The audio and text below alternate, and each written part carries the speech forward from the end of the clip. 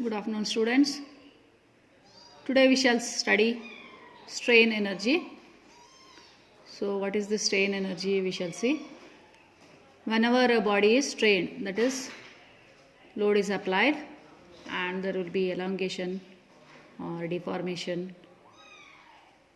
Accordingly, there will be energy created and this energy will be absorbed in the body. The energy which is absorbed in the body due to straining effect is known as strain energy. So then what about the work done by the external load? That is, whatever the energy is consumed. How to calculate the workload, external load?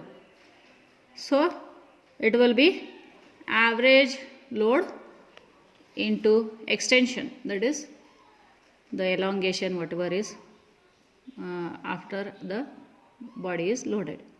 So it will be half of P. Average means divided by 2. Extension is delta L.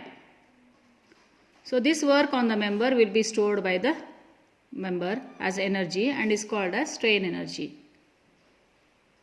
So you will have strain energy stored. U is equal to stress square divided by 2E into volume. So that will be our very important formula. So then we shall see something about resilience. This strain, if number of bars are there of maybe of same section or varying section, the energy will be varying. So the total strain energy stored in a body is known as resilience. You can see here, total energy, strain energy stored in a body is known as resilience. Then what is the proof resilience? The maximum strain energy which can be stored in a body is known as proof resilience. Understood? So our next part we shall see how many types of loading are there, because our civil engineering part or the study depends on load. So this load, whatever the magnitude is there, that is the load value, those stresses depend on the value, that is the magnitude of the load, so on which the load is applied.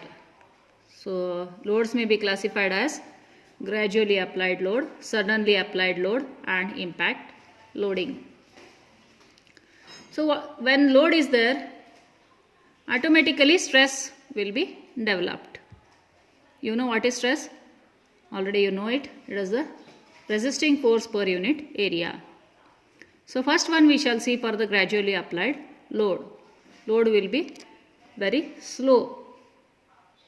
So unless mentioned, all the loads we are going to take as gradually applied loads only. So if P is the load applied, A is the uniform cross-sectional area. Throughout the cross-section we are assuming uniform area. Delta L as the extension of the rod and F equal to intensity of the stress in the rod. Therefore strain energy will be U is sigma square divided by 2E into volume. So here volume will be in meter cube. So it will be area and length. This will be a constant, sigma square by E. Whatever the value of stress will be there, we will square it into A into L. This is the volume part. Again work done will be average load into extension, half P into delta L. So equating strain energy to the stored by the member to the work done by the external load. If you equate the above two equations, we are going to get stress as P by A.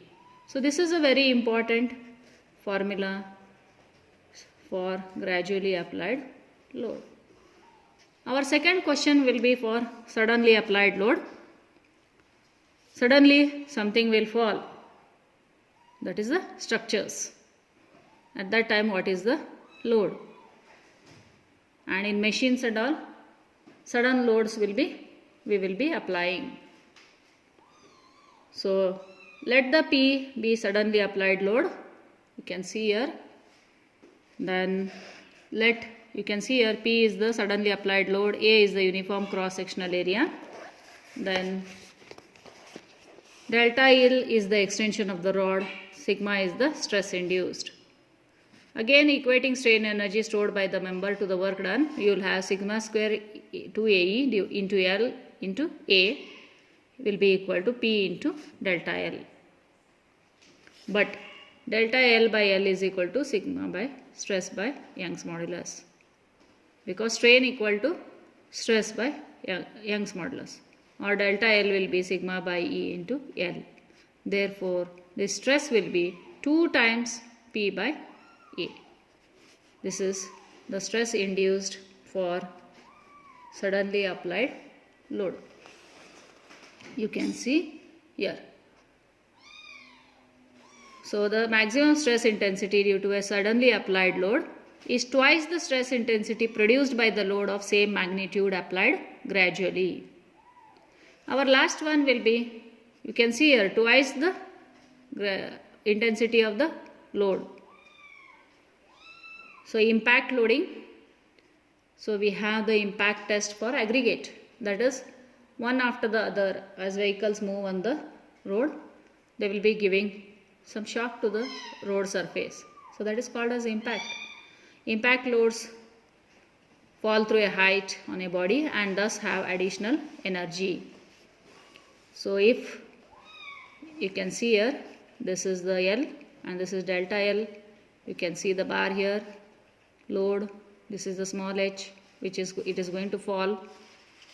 The stress increases when a load is applied suddenly or with an impact.